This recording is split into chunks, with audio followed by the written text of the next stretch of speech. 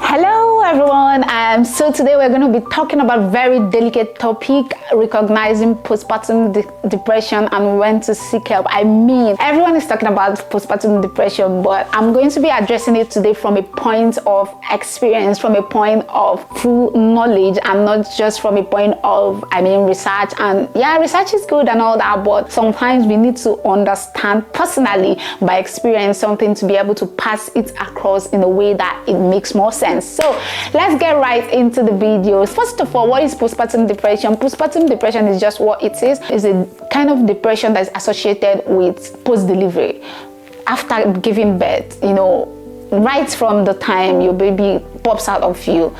Yeah, that is what postpartum depression is feeling of low, so extreme, low moods. It has different characteristics. It could appear to be feeling so sad.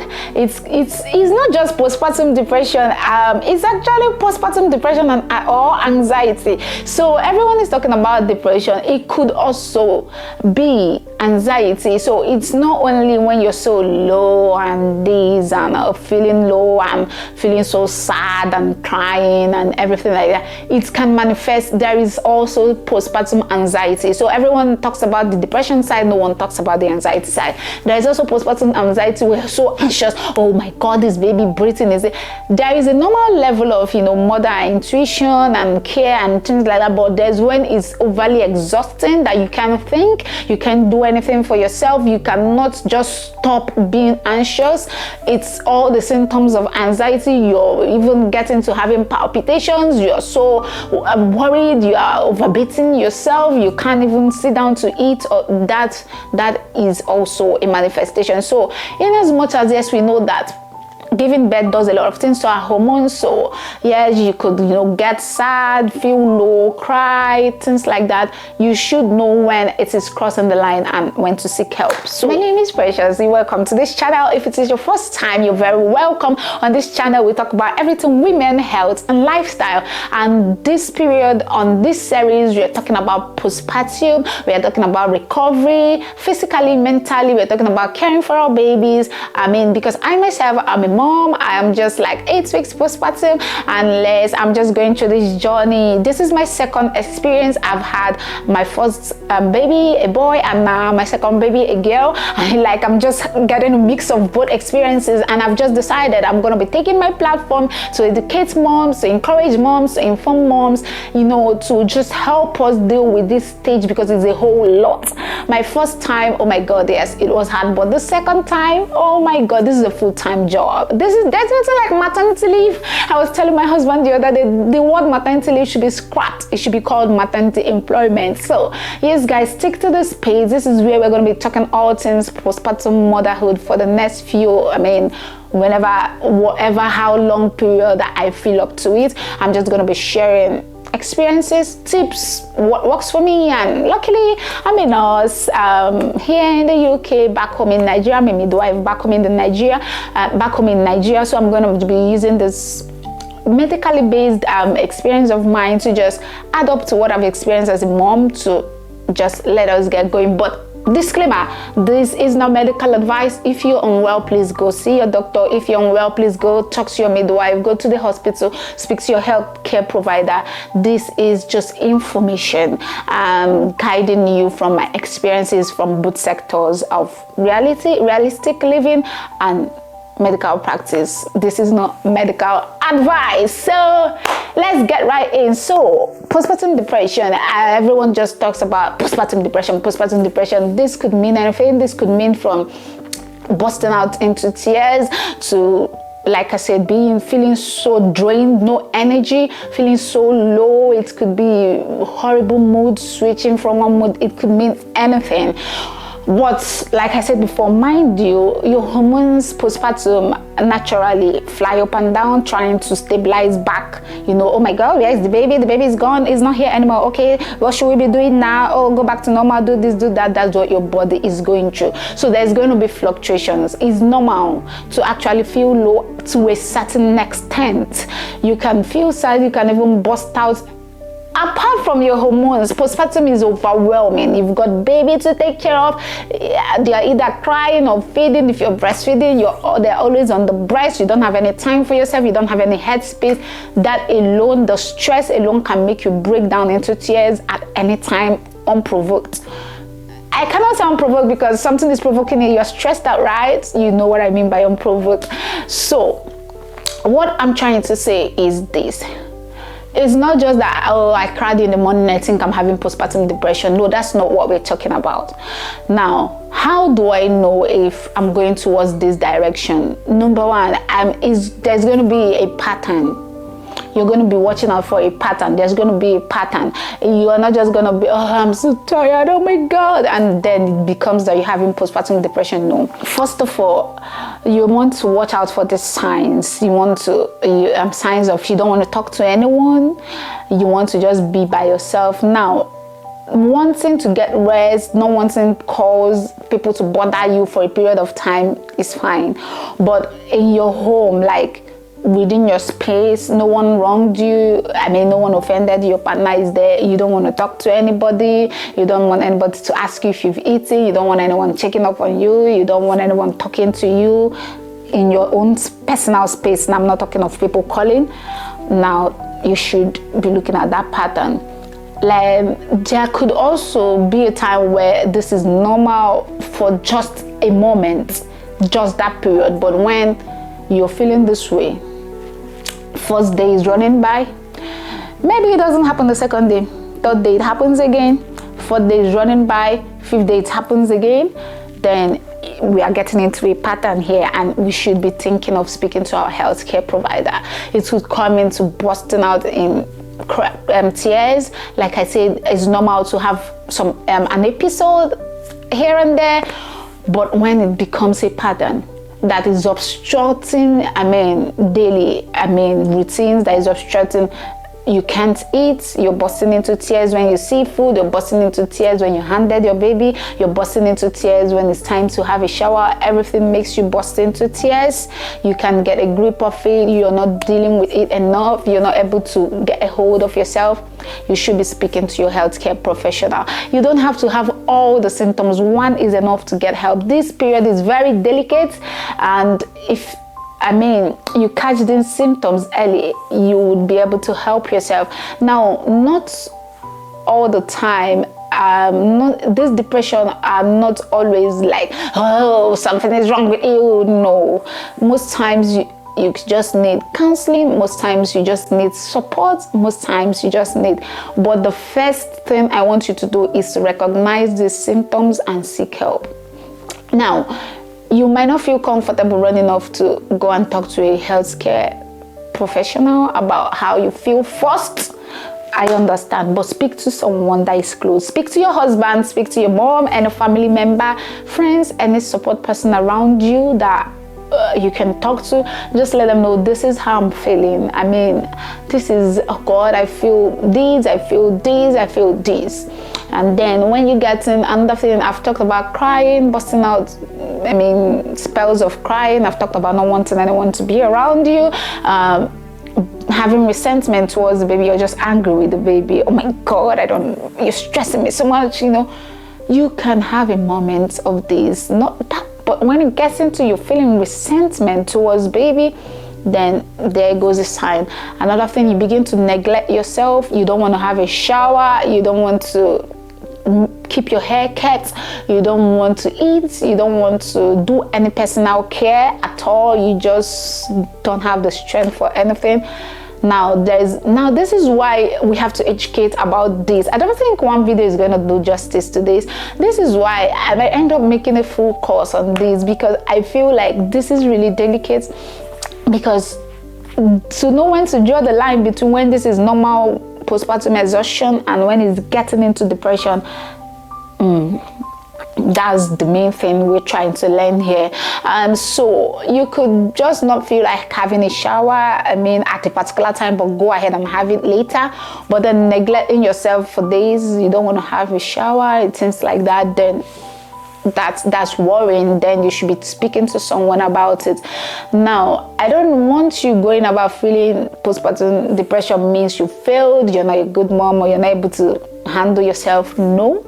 This can be triggered by hormones, this can be triggered by stress, this can be triggered by a lot of things that is going on in your system at the same time. You are not, say if there are like 100 women in the whole world that give birth, more than like a very, let me not give a wrong percentage, a very handful, a very, very big number is, you know, experiencing what you're experiencing. So it has nothing to do with whether you're a good mom or a bad mom. This is a phase and it's going to pass. The most important thing is you recognize these symptoms and seek help. The sooner you seek help, the better you can handle it and the easier life gets, and you can get back into your normal life. So if you're crying, you know, you're feeling resentment, you're not taking care of yourself, you don't want anybody talking to you, it could also be the anxiety part. You're overly worried, you can't rest, you can't sleep, you keep worrying that something will happen to you or the baby or someone, or it can even go extreme.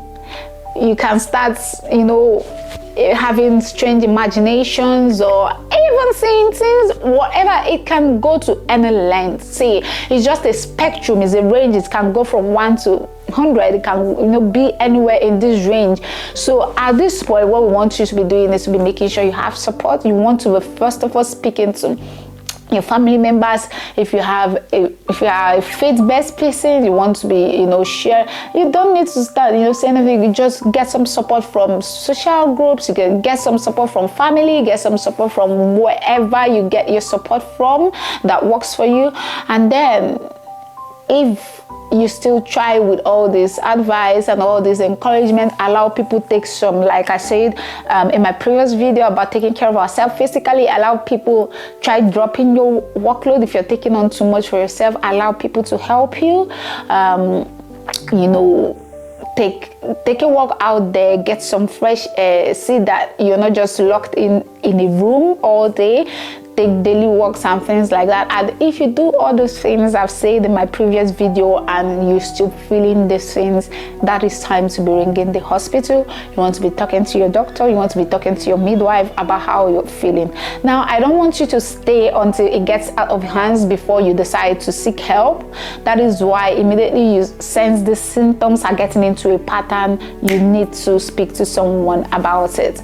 Know when to get help, really. Like, seeking help early is like the best way to go about things. You can also join support groups, like for example, in my community, there are like breastfeeding support groups, there are new mom support groups. These are just like groups of other people, other mothers that are in the same phase, where they might come, like have physical meetings, even if it's online, wherever. Just find a group around you, a support group around you, because sometimes understanding that, oh, it's not just me, other people are going through this phase, can really, really help. And then when you talk to them, and when you're talking to someone, I'm like, oh, this is how I'm feeling, they say, oh yes, I felt that way, and before you know it, they're telling you the tips that helped them, how they were able to cope, what they did. And as long as you're not taking anyone's medical prescription, it doesn't hurt to try out tips from others that are going through the same phase with you. So do also look out for support groups.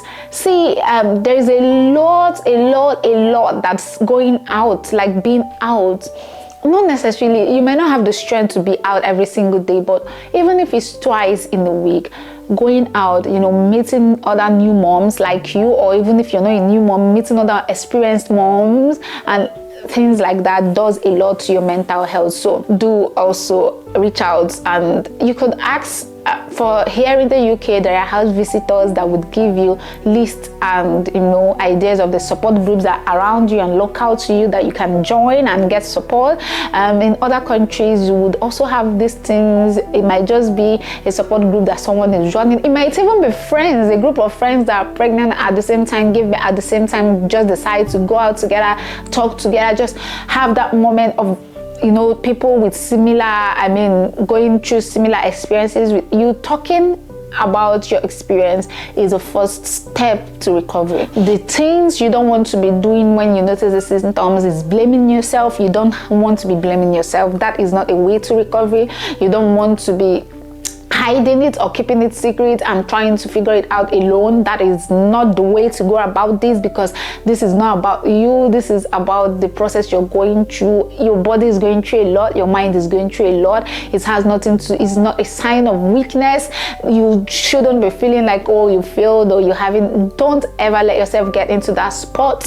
Seek help early, seek help from the right place. Don't talk to, if you speak to anyone and the person is judging you for feeling that way, cut the person off and never speak to that person again on that topic. There are many knowledgeable people out there. Reach out to your healthcare provider.